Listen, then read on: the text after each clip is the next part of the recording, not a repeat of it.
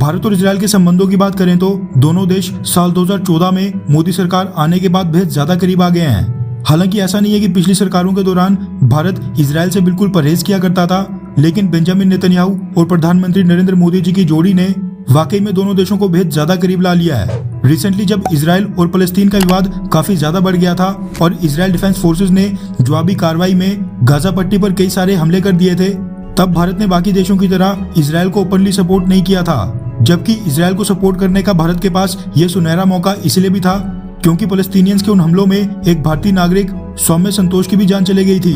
जो कि work visa पर इजरायल काम करने के लिए गई थी। लेकिन इसके बावजूद दोनों देशों के बीच कोई भी मनमुटाव नहीं देखने को मिला। हालांकि बेंजामिन नेतन्याहू आज की डेट में इजरायल के प्रधानमंत्री पद से हट चुके हैं और ये पद संभाल लिया है नफ्ताली बेनेट ने। लेकिन नफ्ताली बेनेट भी भारत के साथ संबंधों को मजबूत करने के लिए इतने बेसब्र हैं कि उनकी लीडरशिप में इजरायल की गवर्नमेंट ने इंडियन एयरफोर्स को अपने साथ ट्रेनिंग के लिए बुला लिया है, क्योंकि आजकल मिलिट्री एक्सरसाइजेज और ट्रेनिंग भी इंटरनेशनल डिप्लोमेसी का हिस्सा होती हैं। ऐसे में इजरायल द्वारा भारत को इन्वाइट करना ये दर्शाता है कि वो भारत के साथ अपने रिलेशनशिप्स को कितनी ज्यादा इंपॉर्टेंस देता है। और जिस ट्रेनिंग के लिए इजरायल ने भारत को इन्वाइट किया है वो कोई आम ट्रेनिंग या फिर मिलिट्री एक्सरसाइज नहीं है, बल्कि इजरायल के बेहद करीबी देशों की एक्सरसाइज होने वाली है, जिनमें इंडियन एयरफोर्स भी शामिल होगी। सबसे पहले तो आपकी जानकारी के लिए बता दूं कि इजरायल ने साल 2013 में ब्लू फ्लैग नाम की इस एक्सरसाइज की शुरुआत की थी, जिसके तहत वो अपने क्लोज एलाइज देशों की एयरफोर्सेस को अपने यहाँ पर इन्वाइट करता है और उनके साथ कई तरह की डॉग फाइट से लेकर दुश्मन देशों की एयर स्पेसेस को इन्वेड करने की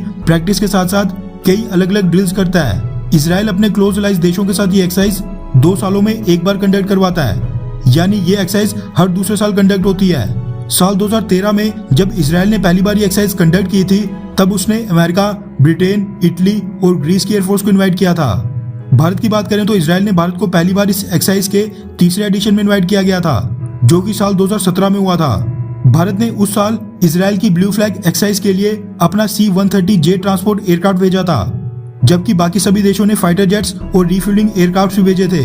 हाल ही में पिछले Indian air force chief RKS Bhadauria Israel के दौरे पर गए हुए थे, जहां पर उन्होंने F-15 में भी उड़ान भरी थी। उनकी हिस्टोरिक विजिट के बाद खबर ये निकल कर आ रही है कि इजरायल ने ब्लू फ्लैग 2021 एडिशन के लिए एक बार फिर से भारत को इनविटेशन भेजा है, जो कि अब भारत ने एक्सेप्ट भी कर लिया है। और खबर ये निकल कर आ रही है कि ये ब्लू फ्लैग एक्सरसाइज इसी महीने के एंड में 10 से 12 दिनों के लिए इजरायल में होने जा रही है। फिलहाल अभी तक ये तय नहीं हो पाया है कि भारत की तरफ से ब्लू फ्लैग 2021 एडिशन में कितने और कौन से फाइटर जेट्स या फिर एयरक्राफ्ट इस एक्सरसाइज में हिस्सा लेने के लिए जाएंगे। हालांकि भारतीय सरकार को इस बारे में ज्यादा पता होगा, लेकिन मेरा मानना है कि भारतीय सरकार को साल 2017 की तरह फॉर्मेलिटी के लिए बस इस बार भी एक ट्रांसपोर्ट एयरक्राफ्ट नहीं भेजना चाहिए, बल्कि कुछ फाइटर जेट्स और पायलट्स को भी भेजना चाहिए, ताकि हमारे इंडियन एयरफोर्स के पायलट्स भी इजरायली एयरफोर्स के साथ डॉग फाइट्स और किसी तीसरे देश की एयर स्पेस इन्वेड करने की प्रैक्टिस कर सकें। वरना साल 2017 की तरह फिर से एक ट्रांसपोर्ट एयरक्राफ्ट भेजकर हम इस एक्सरसाइज का ट्रू सेंस में फायदा नहीं उठा पाएंगे।